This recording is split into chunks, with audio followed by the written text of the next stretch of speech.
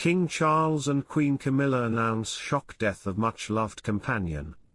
The King and Queen announced the very sad news that Camilla's beloved dog, Beth, has died.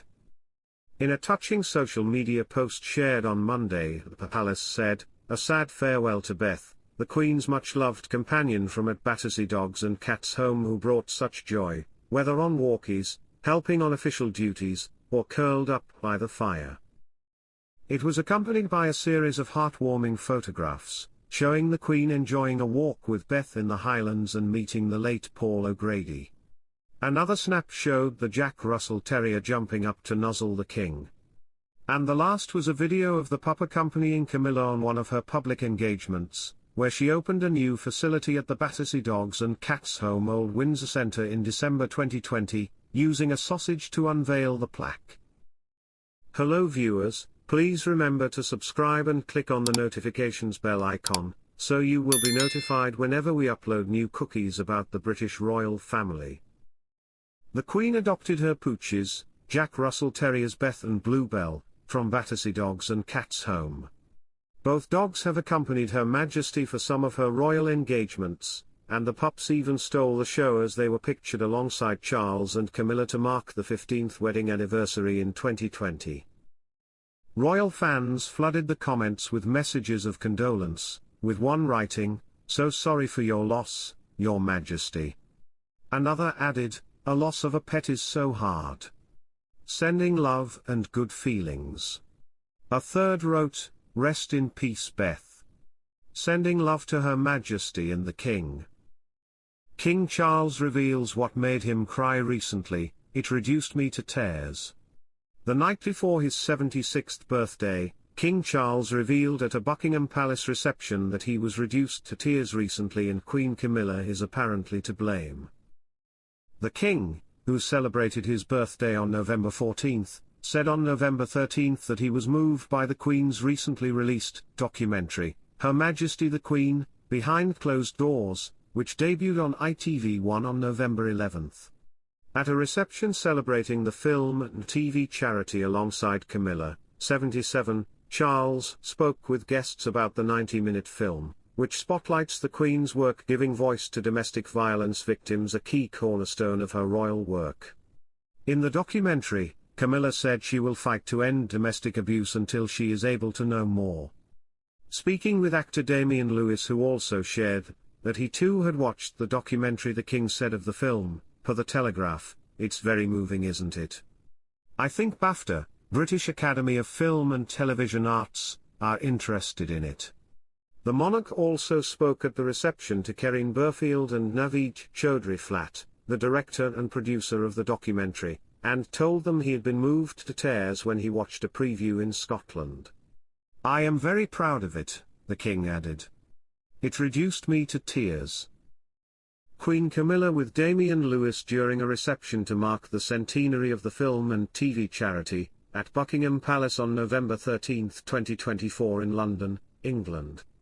In a more light-hearted moment with Lewis, the actor who is starring as Henry VIII in the BBC's Wolf Hall, The Mirror and the Light, joked with the King, "At least you can claim not to be related to him."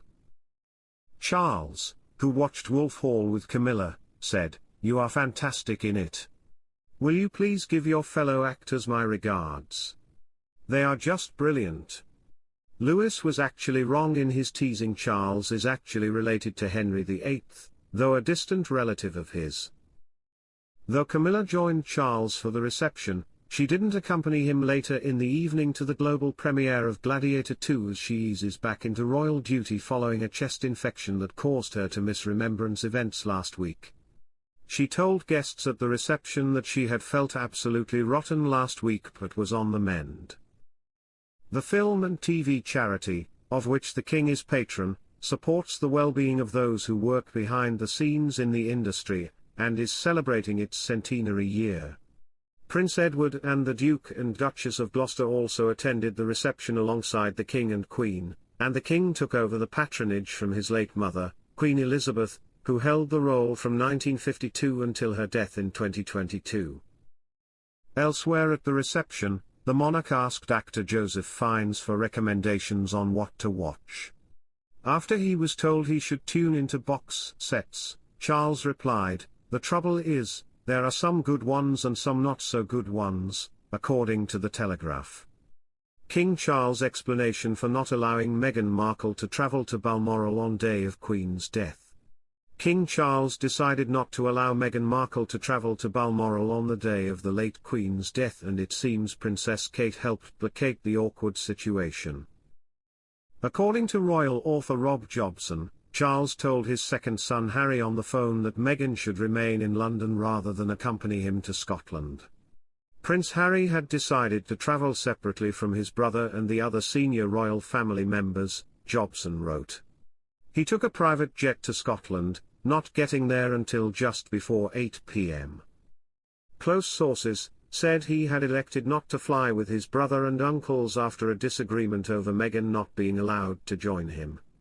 It emerged that when he insisted that his wife accompany him to Balmoral during a phone call with his father, Charles told him she could not come.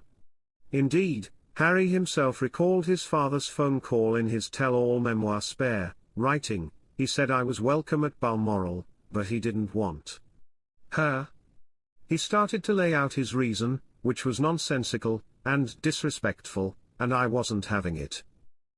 Harry said he retorted firmly to his father's comments about Meghan, saying, "Don't ever speak about my wife that way," he stammered, apologetic, saying he simply didn't want a lot of people around. No other wives were coming, Kate wasn't coming, he said, therefore Meg shouldn't. Then that's all you needed to say. Princess Kate had already decided not to travel to Scotland with Prince William. He instead flew to Balmoral with his uncles Prince Andrew and Prince Edward, and Duchess Sophie.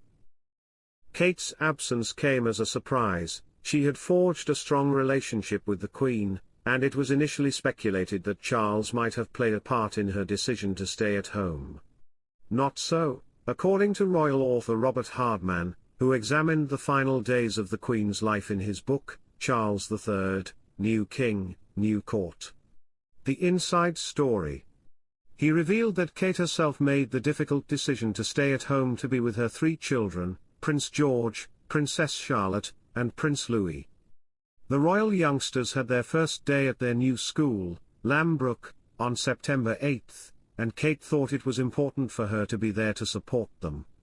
The Queen peacefully passed away at 15:10 on the 8th of September. Of her family members, only Charles, Camilla and Princess Anne were able to see her before she died. Fortuitously, the siblings were both already in Scotland, having carried out events in the country earlier in the week. But only Anne was present when their mother slipped away. Charles had briefly stepped away from her bedside to clear his head and had gone out to gather mushrooms. Thanks for watching. Please don't forget to like this video and drop comments, and most importantly don't forget to subscribe and hit the notification bell so you don't miss anything.